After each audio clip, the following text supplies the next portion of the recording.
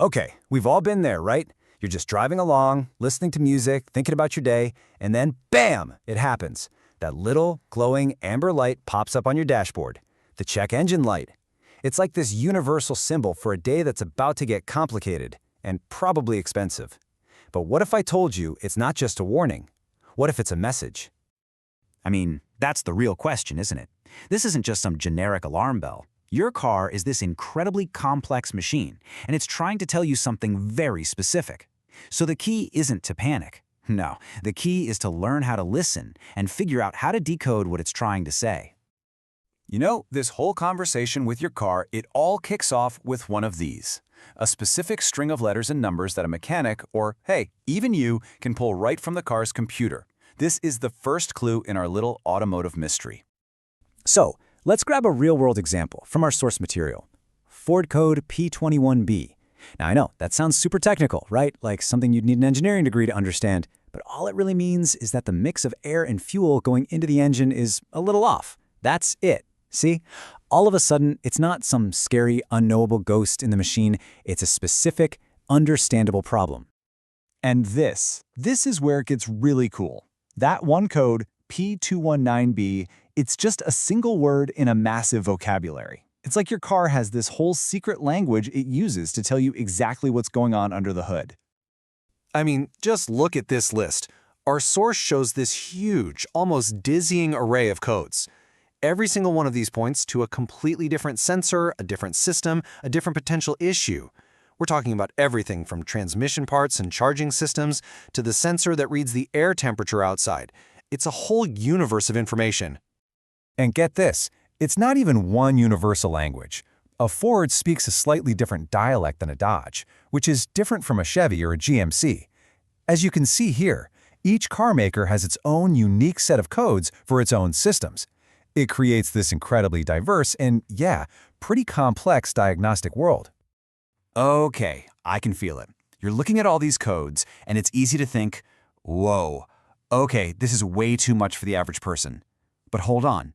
That's where the story takes a really interesting turn, because for every single one of those complex codes, there's a community of people ready to help you crack it. You are absolutely not alone with that little blinking light. There are these huge online communities, forums, websites, you name it, filled with enthusiasts, DIY mechanics, and even professional technicians who have seen these codes 1,000 times before. And the best part, they've already documented them, figured them out, and shared the solutions for all of us. And this phrase right here, this really gets to the heart of it. The goal isn't just to tell you what's wrong, it's to help you fix it. The source material is full of things like complete DIY repair guide.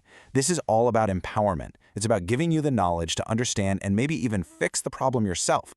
And believe me, this isn't some tiny hidden corner of the internet. We're talking about guides and solutions that are being used and voted on by hundreds of other car owners. A number like 210 votes on just one of these guides, that shows you there's a real active community putting this information to the test. It's basically crowdsourced confidence. So, what about the quality of that information? Well, it is absolutely top-notch. A perfect 5 out of 5 star rating, based on tons of users, tells you that these guides aren't just out there, they're accurate, they're helpful, and they're reliable. This is knowledge you can actually trust when you're in a pinch. So, what's the game plan?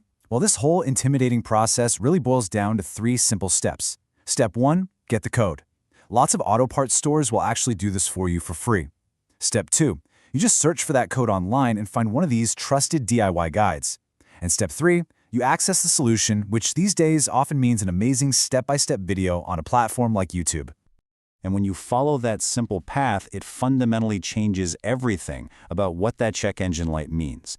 It's no longer this mysterious, expensive black box of doom. It becomes the start of a logical, manageable process that you are in control of. Let's just put it side by side. The old way was just fear. A mysterious light pops up, and it means a trip to the shop, a potentially blank check, and a whole lot of anxiety. The new way, it's knowledge. That same light gives you a specific code, which points to a specific problem that you can actually research and understand before you ever spend $1. You go from being a passive victim of the problem to an active participant in the solution. So, let's reframe this entire thing. That light isn't your car screaming at you in panic. Think of it more like your car tapping you on the shoulder and saying, "Hey, can we talk for a sec?" Something with that air-fuel ratio just feels a little off. It's not an alarm, it's the start of a conversation.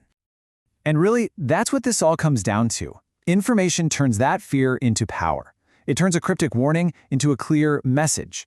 So the only real question left is, the next time your car tries to talk to you, will you be ready to listen and understand what it has to say?